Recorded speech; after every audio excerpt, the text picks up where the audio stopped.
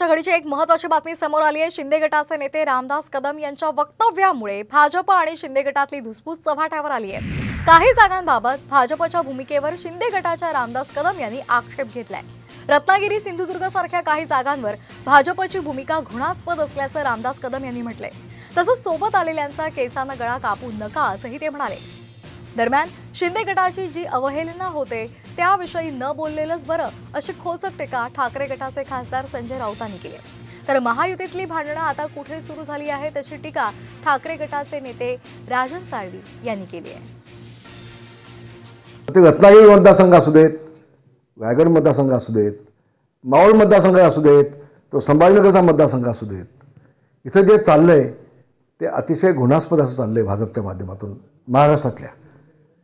तर माझी प्रामाणिक इच्छा आहे की मोदीजींनी आणि शहाजींनी महाराष्ट्रातल्या काही नेत्यांचे कान उपटले पाहिजेत।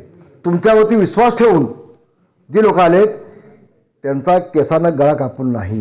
लोकसभेच्या तिकीट जाहीर होतील त्यावेळेला मी माझं वैयक्तिक मत काय ते पुन्हा महाराष्ट्रासमोर मी आणीन, पुन्हा मी बोलेन। केसाने गळा कापू नका वगैरे ठीक आहे, कोणाला सांगतायत ते मला माहीत नाही बरं का।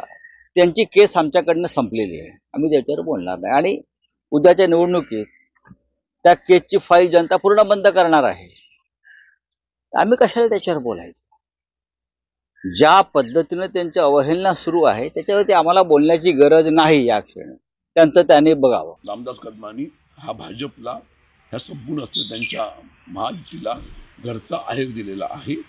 आणि मग त्यांनी आहेर दिल्यानंतर ही आपली कोकणातली असेल, राज्यातली जनता 2024 सालच्या लोकसभा निवडणुकीमध्ये त्यांची त्यांना जागा दाखवेल।